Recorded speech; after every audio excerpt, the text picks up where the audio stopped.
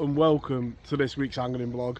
This week you join me out on the river and we're in search of chub on the float. So you do join me on a rare day off work. It's a Monday morning. I've nipped out on the river and I'm hoping just to get a bend in the rod and a few bites. There is a bit more to this week's vlog and you'll find that out as we go through it. I've got to be off the river by about 1 o'clock and be back home for something very special. So hopefully, it's first light, it's about 6 o'clock in the morning, we can get 1 or 2 chub on the bank. As you can see on screen now, it is super low and super clear, so it isn't going to be easy. This time of year, there's plenty of small fish in the river as well, so we're going to be tackling them as well. But the hope today is just to get 1 or 2 chub on the bank. As you can see, the balsam's up behind me. It's all green. I had a kingfisher behind me in the river before diving as I was setting up. It's a magical moment that you see on the bank that make it so special. So hopefully by the end of this video we'll have 1 or 2 chub on the bank, and then we'll get to share that special news that hopefully will put a smile on everyone's faces, because I'm super excited to share it with you. Let's make a start and see if we can get that chub. So we're in the first swim of the day. You can see there's a snag upstream. I have seen a chub down here and being super quiet. Sometimes you do things that just seem wrong, but we're going to be in for one hell of a battle if we get one. I'm just going to go on the edge of this crease here. We've got a lovely glide just going down the middle of the river. Bait wise, got plenty of maggot, got corn and some hinders hemp. This time of year it can be a bit of a pain, the maggot, because there's a lot of small fish in the river. So I'm going to bait the swim for a bit. I'm going to sit here just dripping maggots in and some corn, and you never know, we might even see a chub coming the edge here. You can get one, we'll have done well. It can be an area that can hold 1 or 2 in winter, but today we're just after those opportunistic bites.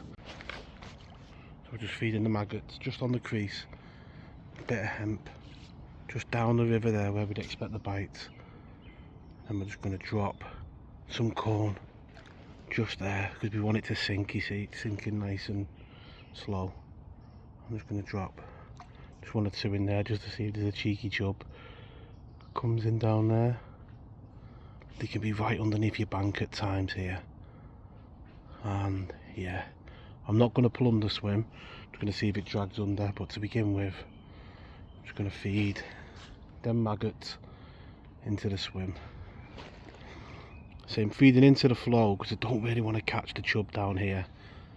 I want to catch them down here out the way. If there's 1 or 2 here, I want them to stay down there really.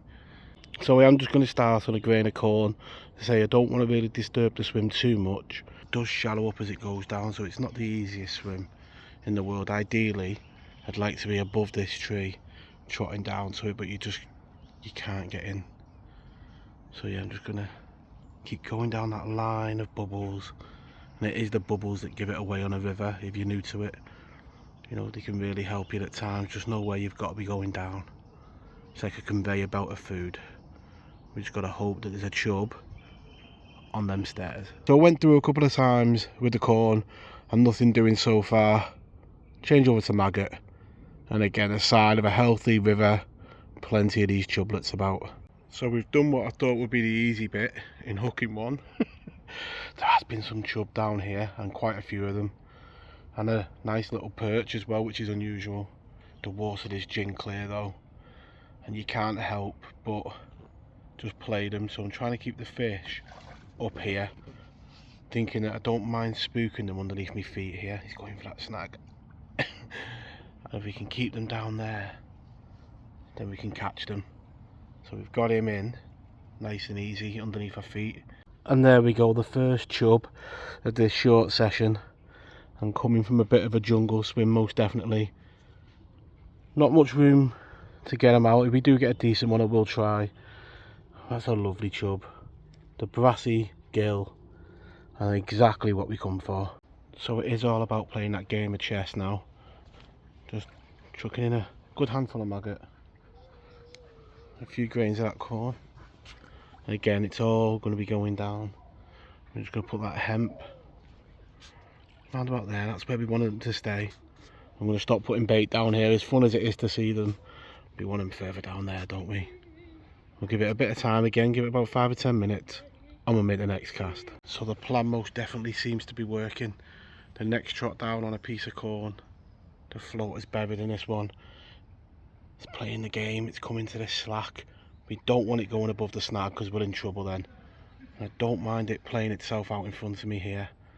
Here's a slightly better one.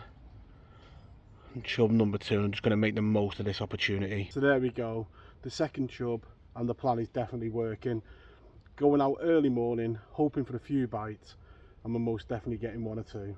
There's more down there because I've definitely seen them, so we're going to keep on playing the game, and hopefully we can get a few bites out of this swim. And the temptation with this type of fishing is always to go straight back in, but the longer you can leave it, the better. Keep on drip feeding that bait in, and yeah, the longer you can leave it, the more confident they'll get. There we go, right up the swim, that one. And you see there, I was just tensioning the line a little bit, and I looked round and the float had gone, so I didn't actually see the float disappear, but they're right up the swim. Just by playing that game, we've got him going. He's definitely going for the snag, so we're going to have to stop him. He has got a set of white lips, hasn't he? Look at the size of them. You could fit a golf ball down it. And chub number 3. And hopefully we can get him in, take a look at him, and keep on playing that game. And there we go, chub number 3, and you can see the sun just coming through the trees. The morning is waking up, and yeah, great to be out on the bank at first light, getting a couple of bites. So we haven't got loads of time today, but hopefully we can keep getting these chub who are definitely on the bait. So that's 3 chub in the onion sack, and it is a new net. Out recently, a pike absolutely tore apart my other net trying to get some chublets. So yeah, we've got a new Dinsmore net, and these 3 nice chub just resting in it. Gonna keep on putting in that maggot. So he was right up here, wasn't he, on the bait? So we've given it a rest. This one's been up past the snag. We got very lucky, and you see all the weed on the line that was on that snag down there. This one isn't playing the game, most definitely. Might even be Mr. Trout, I'm not sure. But he's all over the swim, and this is not good for getting more after this one if we get it in. It might even be that we foul hooked him, because Mr. Chub that thinks he's a marble. Lovely bend in the rod. He's going downstream. This is what we do it for, isn't it? The fun and the unknown. There's a bit more sun on the water than I thought there would be. Yeah, it does look like he's foul hooked. I know it is Mr. Trout. I had a feeling that it wasn't a chub. And they are beautiful fish to look at, trout, but when you're fishing for chub, they're a nightmare, and especially when you hook one in the fin, like this was hooked in its fin there at the start. So yeah, flapping all over the swim, all over the place, and when you want to settle the swim down and try and get them chub back lined up, it's not the best thing to happen, but how can you be unhappy when they look that beautiful, them spots? So when it comes to repairing the damage, the only thing you can do is put food in and hope that Mr. Chub comes back on the bait. So it's taken about half an hour to get the next bite. I'm not actually convinced that this one is a chub, but he's going for that far bank cover. No, it is a chub. Thought it was Mr. Trout because he definitely bolted downstream, and it's taken a while to get this next bite. All that hard work to get a bite, and we've gone and suffered a hook pull. We are under a canopy. The line shot up in the air into the tree, and that's what we're left with. The trials and tribulations of fishing. So while the rod's out the water, we'll have a look at the setup really quickly. It's my 13-foot Cordon Glide. Got one of the new Axis 2 reels, and on there I've got 4 pound 4 ounce glide line. Got a 0.6 gram fine line afloat. Got shotting pattern down the line, evenly done, and that's down to a hook link pre-tied to a size 16 hook.